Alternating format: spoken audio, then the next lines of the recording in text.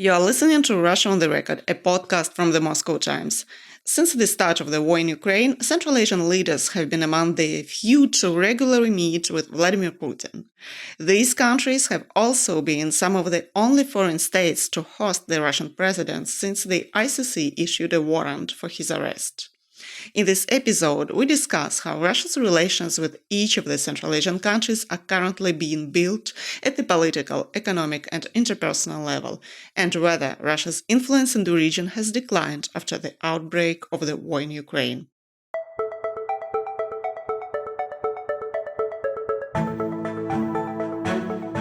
Our guest is Temur Umarov, a fellow at the Carnegie Russia Eurasia Center in Berlin. This month, Putin traveled to Kazakhstan for the fifth time in a year. What does this indicate? I think it indicates several things. First of all, the fact that Russia is isolated and Russia's diplomatic access to the international community has shrinked since the start of the invasion, and that is why Vladimir Putin simply doesn't have many countries to travel to. That's why he travels so much to countries of Central Asia, where he can travel safely without fear to be under prosecution or any other security problems, as in many other countries, because of his status of war criminal, basically speaking. I would say that this is the first reason. The second is, more of a symbolic. I would say that with the invasion of Ukraine and Russia's isolation, Central Asia's position in Russia's foreign policy priority list has risen very quickly, and Russian political regime, Vladimir Putin and his supporters, people who are the part of Russia's Security Council, are paying much closer attention to Central Asia, unlike it was before the war in Ukraine. Because Russia is, on the one hand, afraid that it will lose those countries that haven't turned their backs on Russia. And also everything that Russia's political regime is doing, both inside and outside of Russia, is trying to conserve the time, trying to stop the time. And I would say they also understand and feel that in Central Asia, countries are moving further, demography is changing, and new people are becoming more and more politically active, and they don't share the same set of values as Vladimir Putin and Russian political elites do. That's why I would say it's also an attempt to stop the time in Central Asia as well. And what were the main results of the meeting between Putin and Tokayev? I wouldn't say that there are many tangible results out of this meeting, considering that this was the part of traditional diplomatic event that Russia and Kazakhstan have already for 2 decades. It's a forum of intra-regional cooperation of Kazakhstan and Russia.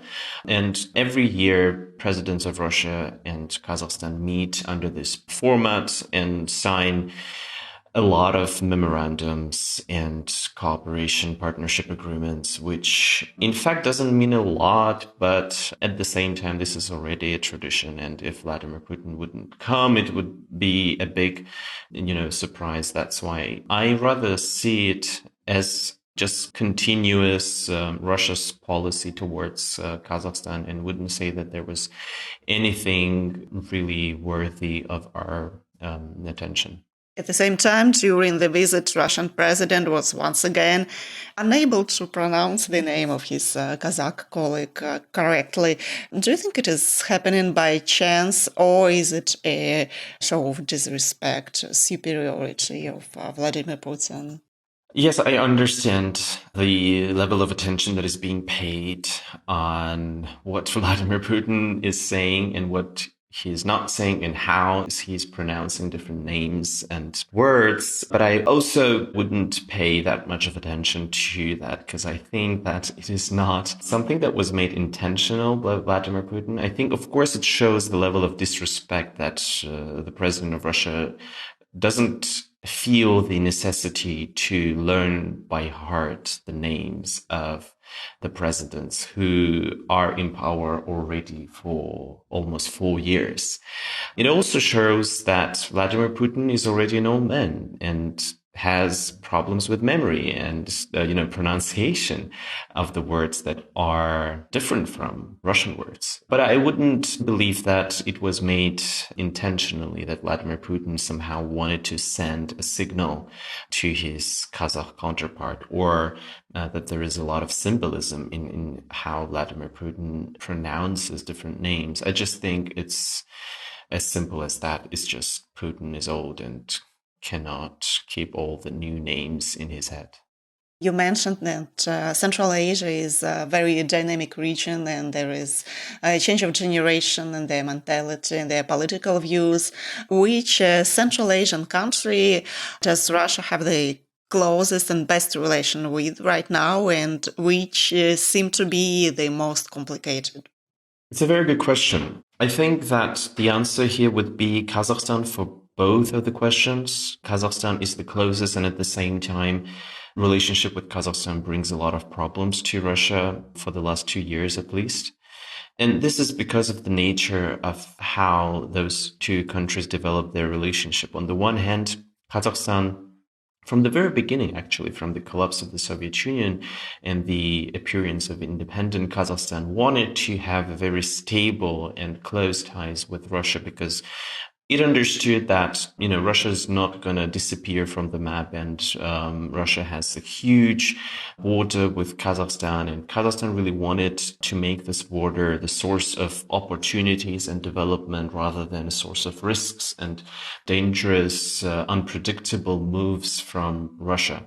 That is why from the very beginning, the first president, Nursultan Nazarbayev, and the second, right now, Kassym-Jomart Tokayev, they continue this policy of making sure that this border is safe, that relationship with Russia is close, and that Kazakhstan, at least in the eyes of people who sit in the Kremlin, from their point of view, Kazakhstan would be seen as a stable ally that is not thinking about turning away from Russia. And for that, they've been doing everything that they can. Kazakhstan is the part of any integrational project that you can imagine that is led by Russia, whether it's CIS or CSTO or Eurasian Economic Union or Shanghai Cooperation Organization, whatever you name it, Kazakhstan will be there. Kazakhstan also shares this idea that was very popular before the war. I would say right now it's not so much in the news, but if you remember, Russia had those ideas about big Eurasia, about integrating all of the countries that share this landmass and even further to the Southeast Asia, etc. And Kazakhstan really wanted to be part of this initiative, and it correlated with Nursultan Nazarbayev's geopolitical vision of Kazakhstan as a center of Eurasia. However, it did not come to the reality because of Russia's new position in international relations, but still, I would say that this positioning in geopolitics would be more or less the same between those two countries. But also, apart from that, you have just tangible reasons for Kazakhstan to stay close to Russia because of the huge economic dependency that Astana has vis-a-vis Russia, and also the access that Russian political elites have in Kazakhstan. Of course, it's changing because everything changes, especially right now in Central Asia, but still in power we have the same political elites, both in Russia and Kazakhstan, who have been around during the late Soviet times. So those people share a lot of same values with each other.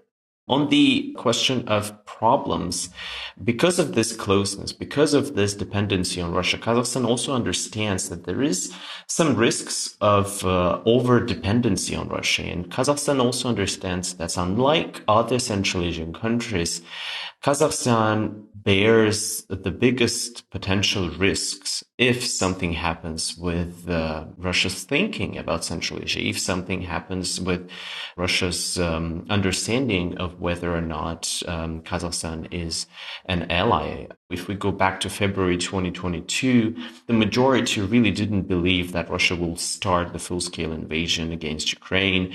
I think Kazakhstan has learned the lesson that Russia's foreign policy is unpredictable. unpredictable, and they have to make everything possible to, keep themselves in a safe space. And that is why Kazakhstan, apart from being close to Russia, is also trying to get as many partnerships around the world as possible. And here you have this notion of multivectoral foreign policy that Kazakhstan is continuously providing. And in part, it of course is something that Russia doesn't like.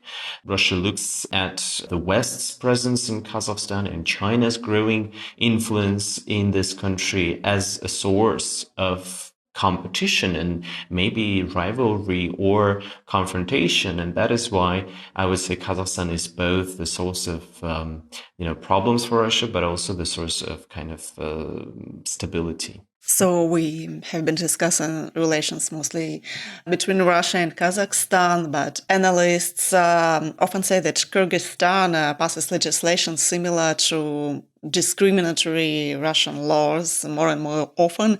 Does this mean that the government in Bishkek is also very loyal to Moscow among the countries in the region? That is true. Kyrgyzstan is becoming increasingly pro-Russian under the current leadership. This was a surprising movement from Sadur Japarov, the president of Kyrgyzstan, because if we go back to October Revolution 2020, when that brought Sadur Japarov to power in Kyrgyzstan, we would remember that actually Russia was against his empowerment. Russia didn't want to see Sadur Japarov as the next president in Kyrgyzstan and was trying its best to make everything possible for Soronbay Jeenbekov, his predecessor, to stay in power. And we remember that during the last coup d'etat in Kyrgyzstan, the Kremlin was closely following the events, sending representatives to Bishkek, having negotiations with both Jeenbekov and Japarov. But at that time, Sadur Japarov didn't hold on to his promises to the Kremlin and actually came to power and grabbed the power very quickly. In just a couple of weeks, he became a person who escaped the prison and, in a very small amount of time, has already been sitting in the White House in Bishkek. So that was something that Moscow didn't anticipate and didn't want to happen. And for that reason, from the very beginning, Sadur Japarov didn't have the trust in Moscow for his, further development for the country or country's relationship with Russia.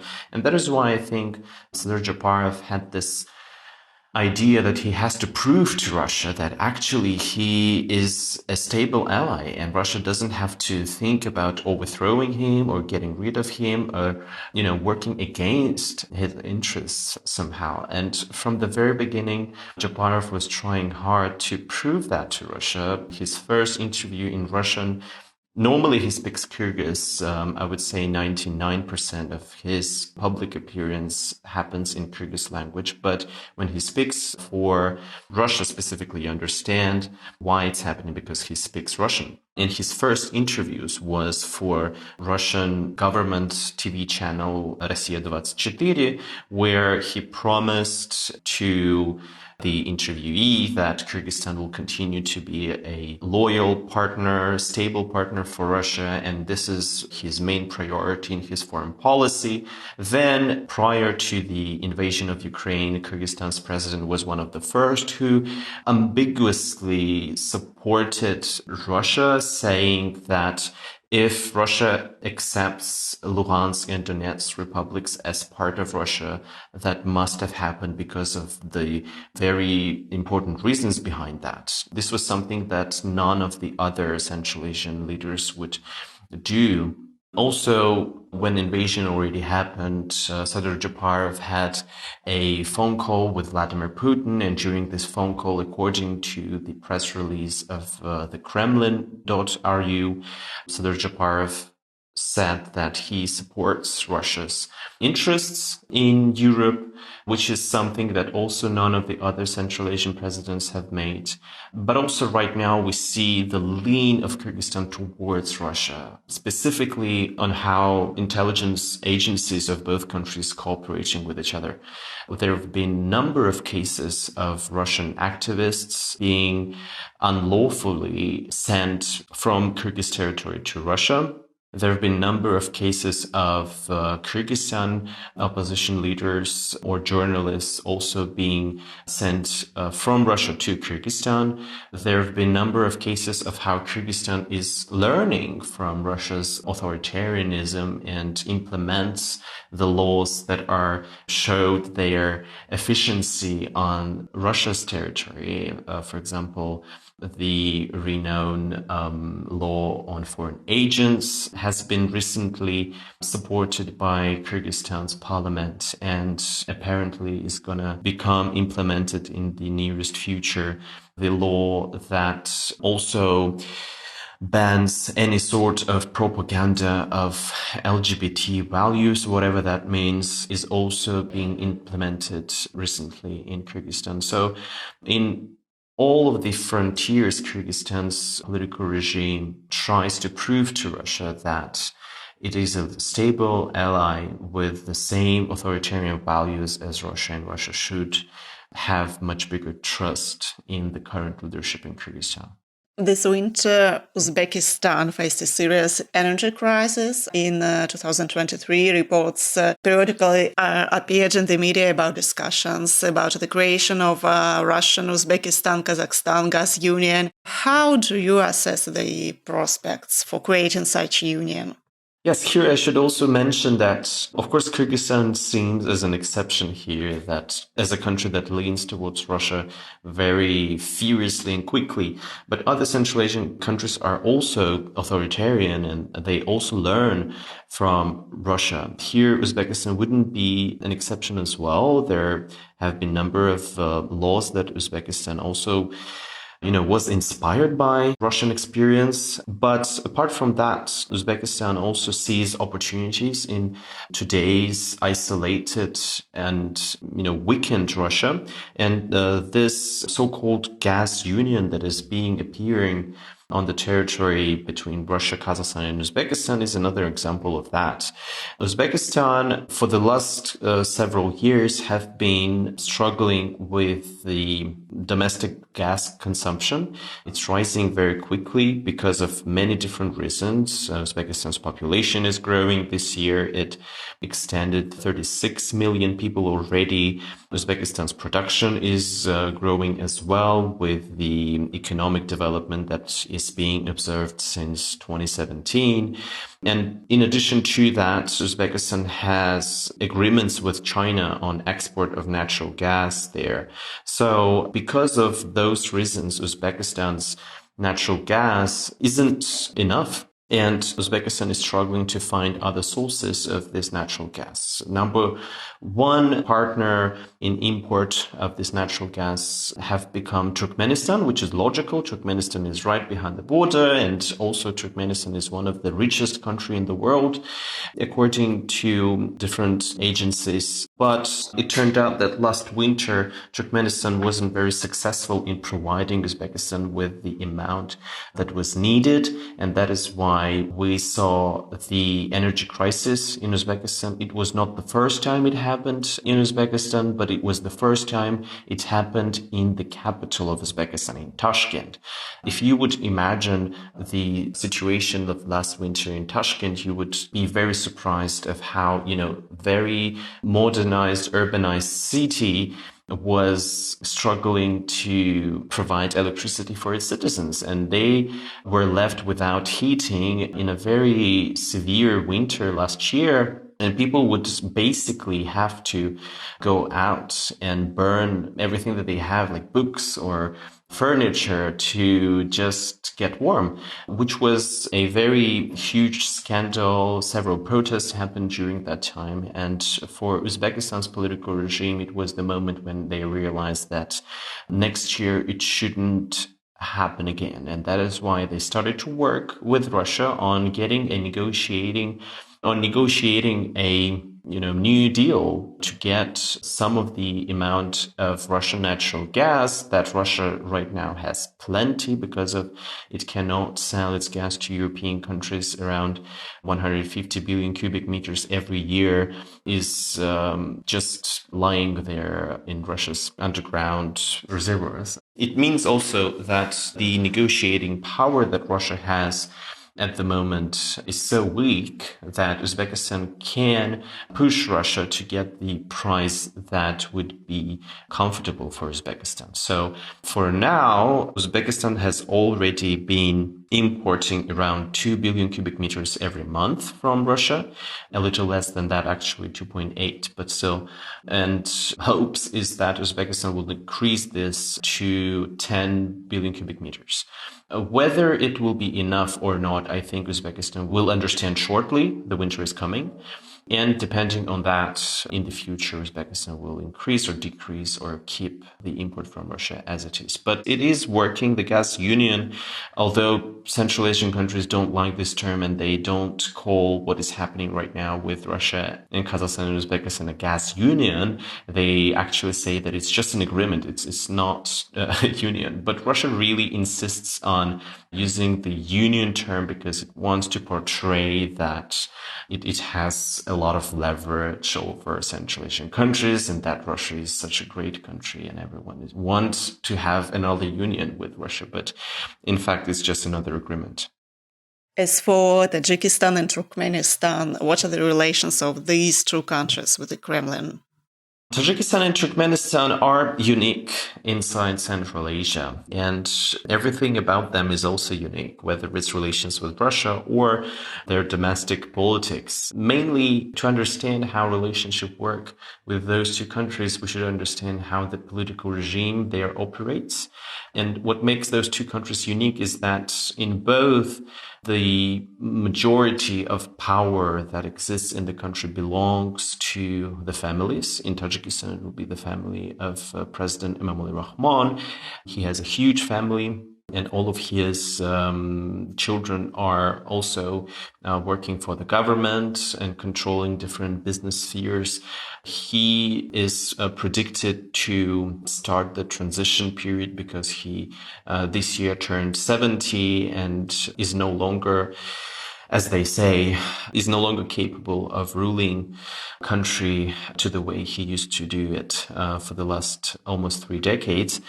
And the same features we'll see in Turkmenistan, where everything belongs to the family of Berdimuhamedovs, and where 2 years ago, Gurbanguly Berdimuhamedov has launched the transition of power process. And right now, his son is officially the president, and his father is still in power, controls everything that his son is doing. So we have some sort of dualism of the regime there.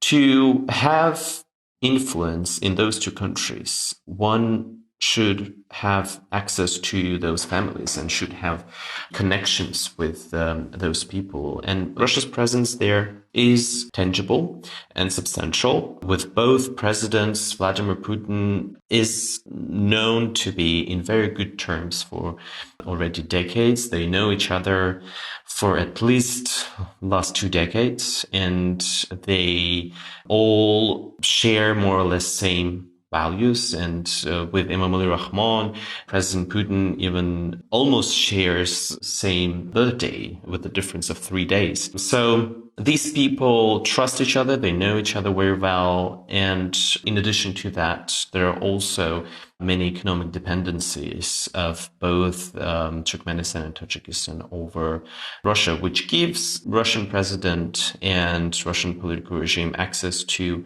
what is happening in both of these countries domestically, or what is happening between those two countries and other countries in the region. In addition to that, Tajikistan is a part of Collective Security Treaty Organization, which gives Russia access to influence in Tajikistan's security sphere.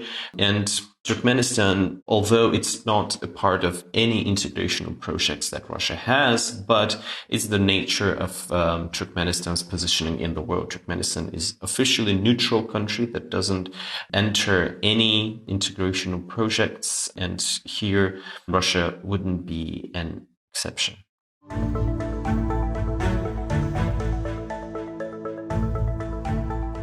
Central Asia has long been a source of cheap labor for Russia, which allowed Moscow to achieve economic growth in the 2000s. And after the introduction of sanctions and economic difficulties, is Russia still attractive for Central Asian migrants? I would say that Russia is still attractive for Central Asian migrants because although Russia's economy is not doing well, we still haven't seen the crack of Russia's economic stability. We still haven't seen something that was anticipated in the very beginning of Russia's invasion, something that, many economists would say the collapse of Russian economy. It didn't happen. And Russian national currency is doing comparatively okay. Of course, the national currency fluctuates, but the levels that were anticipated, that, for example, $1 would be equivalent for 200 rubles, it didn't happen. So because of that, and also because of the instruments that migrants and Russian banks have in Central Asia, the access that they have to Central Asia's banking system has allowed migrants from Central Asia to, fairly speaking, not feel the effect of the sanctions. And because of that, in 2022, actually, we've seen a rise of inflow of migrants from Central Asian countries, mainly speaking from Uzbekistan, Tajikistan, and Kyrgyzstan to Russia. In part, it's related to the post-pandemic recovery, but still the amount of entries from Central Asia to Russia has exceeded 10 million, which doesn't mean that 10 million people actually live in Russia or work in Russia, but means that they crossed the border 10 million times. And this is a very big figure compared to the numbers that we've been observing before the invasion and even before the pandemic. However, we should understand that it might change, again, depending on how Russia's economy will be dealing with the pressure from the West. And in the long-term future, if we will see that those sectors of Russian economy that host the majority of Central Asian migrants wouldn't be doing okay, it means that migrants from Central Asia will be looking for other alternative destinations for their work.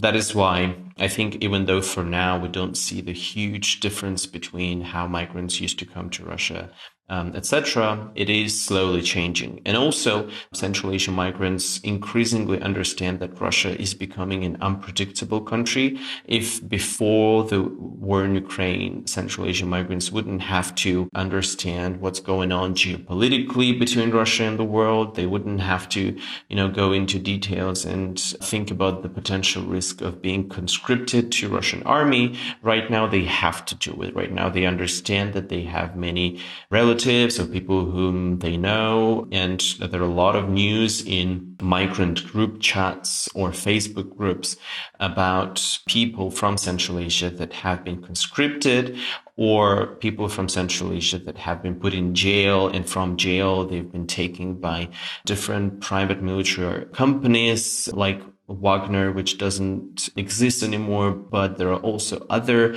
private military companies that operate in Russian prisons, and this is already an open secret that everyone is talking about, and journalists make independent investigations about that. So it's becoming more and more risky country to work for, and that is why Central Asian migrants are thinking about finding a job in their own countries or for the future look for other destinations.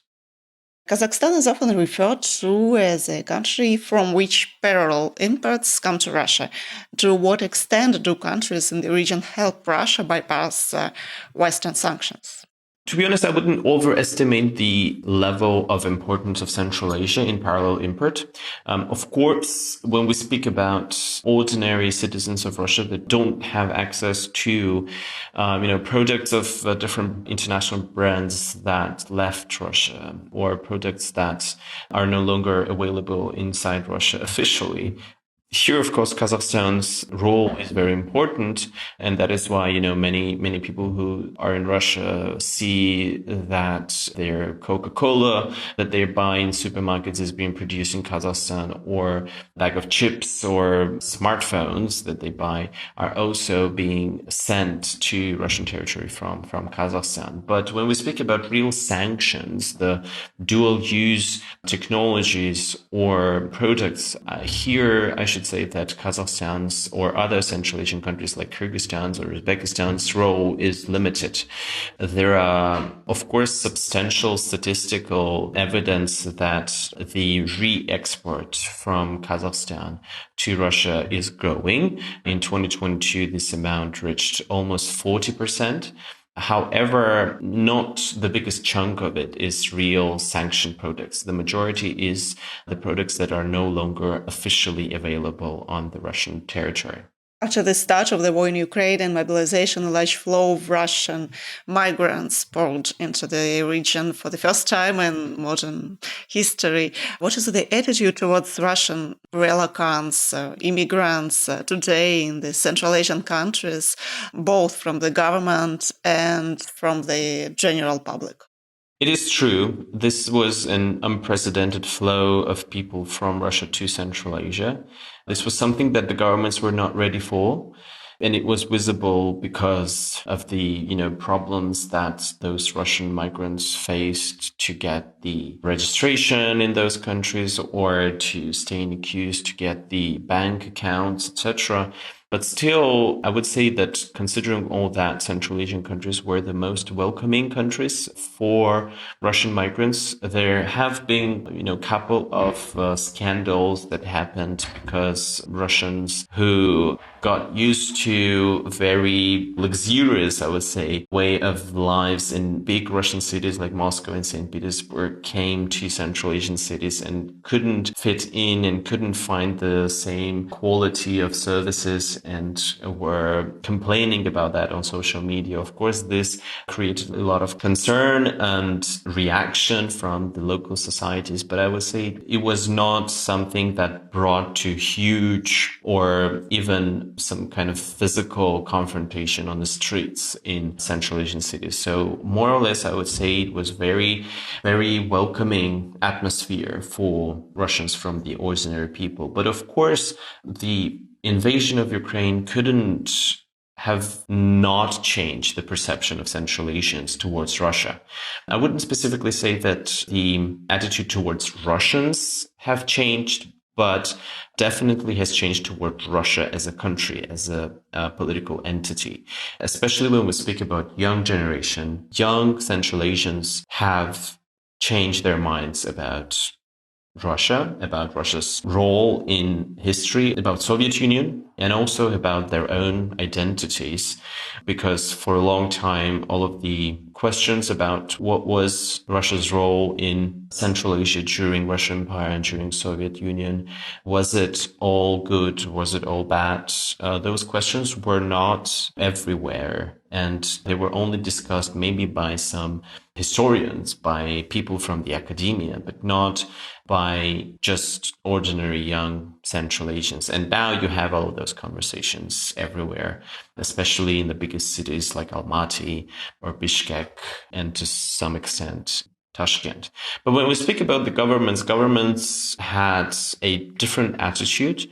On the one hand, they understood that this is an opportunity to get some of the qualified Russians to stay in their countries and to work for the development of their, for example, IT industry or development of their research organizations, which was also something that we've observed of how different researchers found new homes in Kazakhstan or in Kyrgyzstan.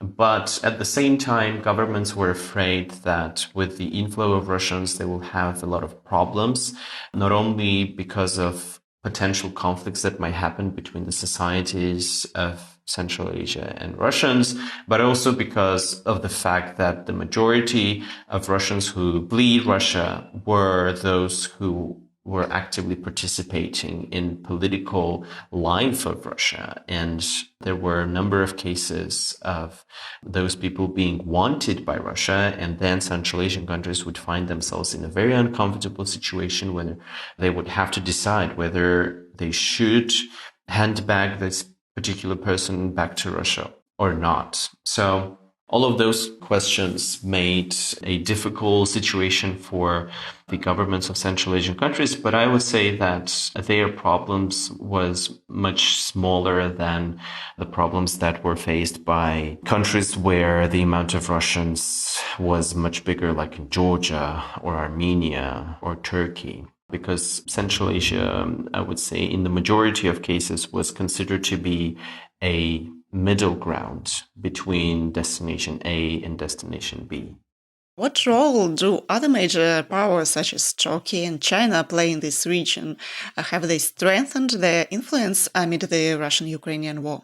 This is the question that I've been asked a lot in the last couple of years, because there is a perception that if country A in Central Asia becomes more weak and becomes not predictable and unstable, it automatically means that country B, C, D would automatically take this place and replace country A. And here I should say that international relations don't work like arithmetics or physics. There are no strict rules.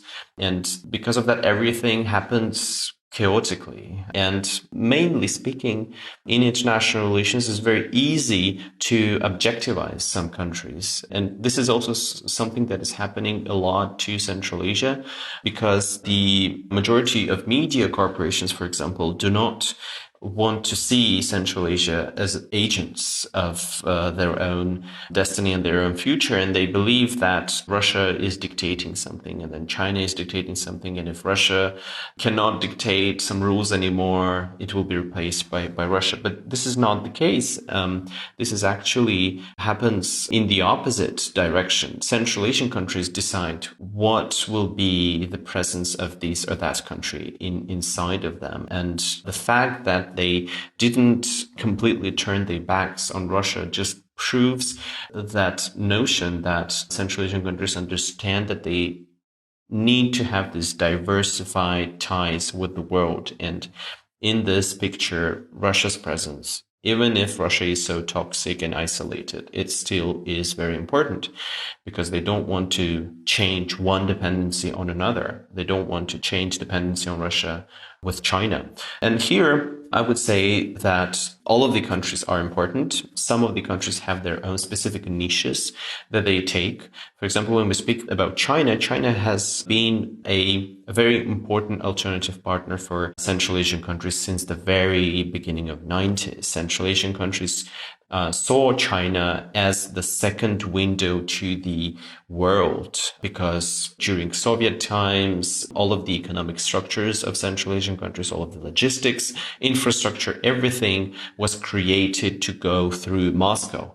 And when Soviet Union collapsed, those countries understood that this level of dependency is too much. It's unreliable, and they need at least the second window to this world, considering that Central Asian countries are geographically isolated. They're landlocked. They don't have access to open sea. That is why China became this second window for them to the world. And it happened at the time when China began to rise very quickly economically in the world. And, Central Asia just understood that it is the moment to lower the dependency on Russia and allow China to access their markets, to get deals on energy. And this made China second and sometimes first important partner in economic terms.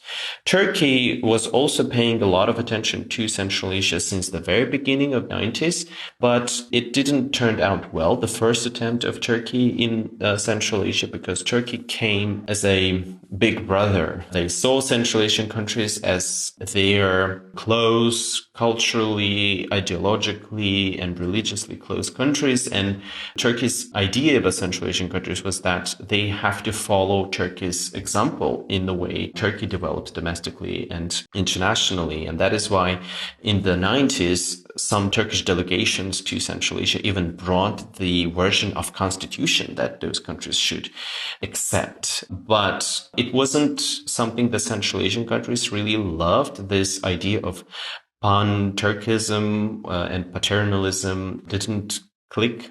And that is why it turned out to become a cold relationship for a while. But now we see the second attempt of Turkey to come back to Central Asian countries. And now Turkey doesn't put its ideas about this Turkic world on the frontier. It still has some of this on the back of its head, but in official rhetoric, Turkey is speaking with Central Asian countries on the level of respect and doesn't see Central Asian countries as countries that necessarily should follow Turkey's example. And so far, it's been fairly successful. Can we generally say that Russia's influence in Central Asia is now waning? I wouldn't say that this started to happen right now. This is a trend that researchers are talking about already for more than 2 decades. And Russia has always been seen in the last couple of years as a declining power in Central Asia because Russia didn't invest in its long-term strategic presence in the region. And all of the conflicts, all of the aggressions that Russia has with the international community just makes this process happen more quickly. And right now we see how, the young generation of Central Asia is turning their back to Russia. But with years, those people will grow, will be more and more politically active. Some of them will be representatives maybe of their countries and of their governments. And they, of course, will influence the way Central Asian countries are dealing with Russia and how these countries are portraying Russia in their own development. So the war in Ukraine has strengthened the colonial movement in Central Asia, we can say so. It definitely did. It definitely did. And it brought to the surface the questions that were always uncomfortable and kind of issues that people in, I would say, all post-Soviet countries, but specifically in Central Asia, were trying not to discuss because it was not a pleasant thing to think about. But now I think the war in Ukraine showed that this process of complete decolonization should happen now or never. I mean, that today in Central Asian countries, in all Central Asian countries and societies, we have a huge crisis of identity. Central Asian people, of course, on the one hand, they understand that they are, the part of this society, of this independent country of Kazakhstan, Uzbekistan, Tajikistan, or Kyrgyzstan, Turkmenistan. But at the same time, they understand that on the one hand, everything could have been different if not the expansion of Russian Empire back in 19th century, or if not the Soviet attitude towards national building in Central Asia, which means that the facts that are being perceived as a given in Central Asia wouldn't exist. And right now, the younger generation of Central Asian countries is, I think, trying to understand what was it that they lost during Soviet regime and prior to that Russian Empire, what their societies could have looked like if not the experience of Soviet power. So I think this is the main question that are being discussed in those decolonial narratives today. That's all for this episode. Make sure to follow us on your favorite platforms. Thank you for listening to Russia on the Record.